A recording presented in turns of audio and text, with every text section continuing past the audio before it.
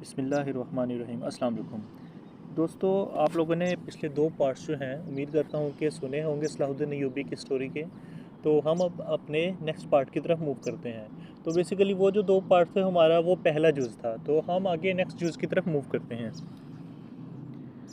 چلیں سٹارٹ کرتے ہیں۔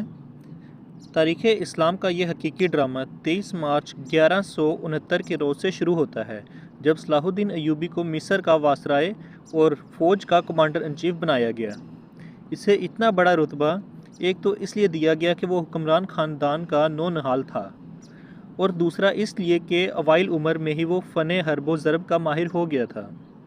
سپاہ گیری ورثے میں پائی تھی۔ اس کے ذہن میں حکمرانی معنی بادشاہی نہیں، اسلام کی پاسبانی اور قوم کی عظمت اور فلاح و بہبود تھی۔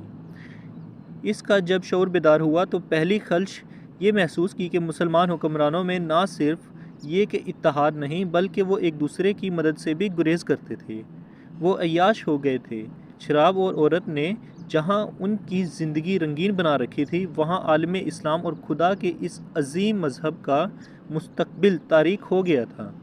ان امیروں، ان کے وزیروں اور مشیروں کے حرم غیر مسلم لڑکیوں سے بھرے ہوئے تھے۔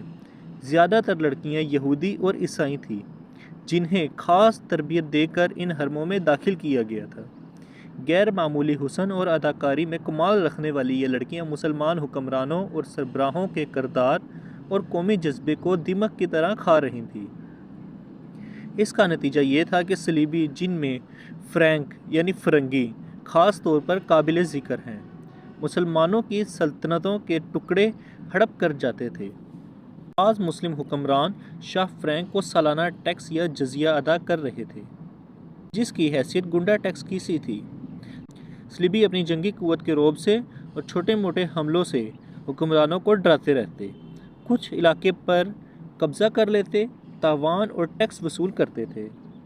ان کا مقصد یہ تھا کہ آہستہ آہستہ دنیائے اسلام کو ہڑپ کر لیا جائے۔ مسلمان حکمران اپنی رعایا کا خون چوس کر ٹیکس دیتے رہتے تھے۔ ان کا مقصد یہ تھا کہ انہیں عیش و عشرت سے پریشان نہ کیا جائے۔ فرقہ پرستی کے بیج بھی بو دیے گئے تھے۔ ان میں سب سے زیادہ خطرناک فرقہ حسن بن صباح کا تھا، جو صلاح الدین ایوبی کی جوانی سے ایک صدی پہلے معرض وجود میں آیا تھا۔ یہ مفاد پرستوں کا فرقہ تھا، بے حد خطرناک اور پر اسرار فرقہ تھا۔ یہ لوگ اپنے آپ کو فدائی کہتے تھے، جو بعد میں حشیشین کے نام سے مشہور ہوئے، کیونکہ وہ حشیش نام کی ایک نشہ آور شے سے دوسرے کو اپنے جال میں پھانستے تھے۔ صلاح الدین ایوبی نے مدرسہ نظام الملک میں تعلیم حاصل کی۔ یاد رہے کہ نظام الملک دنیا اسلام کی ایک سلطنت کے وزیر تھے۔ یہ مدرسہ انہوں نے قائم کیا تھا، جس میں اسلامی تعلیم دی جاتی اور بچوں کو اسلامی نظریات اور تاریخ سے بہرہ کیا جاتا تھا۔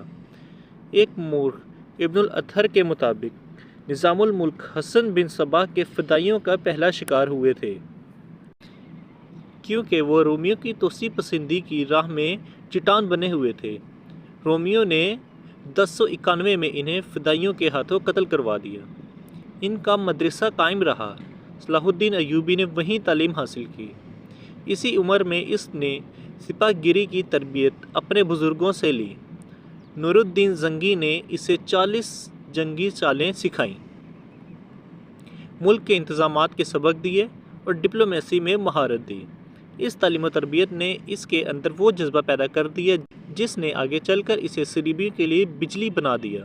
اوائل جوانی میں ہی اس نے وہ ذہانت اور اہلیت حاصل کر لی تھی جو ایک سالار اعظم کے لیے ضروری ہوتی۔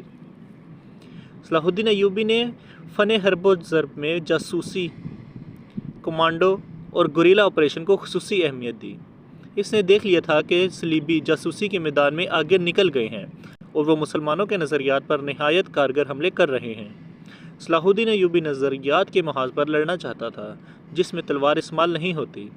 اس کہانی میں آگے چل کر آپ دیکھیں کہ اس کی تلوار کا وار تو گہرا ہوتا ہی تھا، اس کی محبت کا وار اس سے کہیں زیادہ مار کرتا تھا۔ اس کے لیے تحمل اور بردباری کی ضرورت ہوتی ہے، جو اس نے اوائل عمر میں ہی اپنے آپ میں پیدا کر لی تھی۔ اسے جب مصر کا وائسرائے اور کمانڈر ان چیف بنا کر مصر بھیجا گیا تو ان سینئر افسروں نے ہنگامہ برپا کر دیا، جو اس عہدے کی آس لگائے بیٹھے تھے۔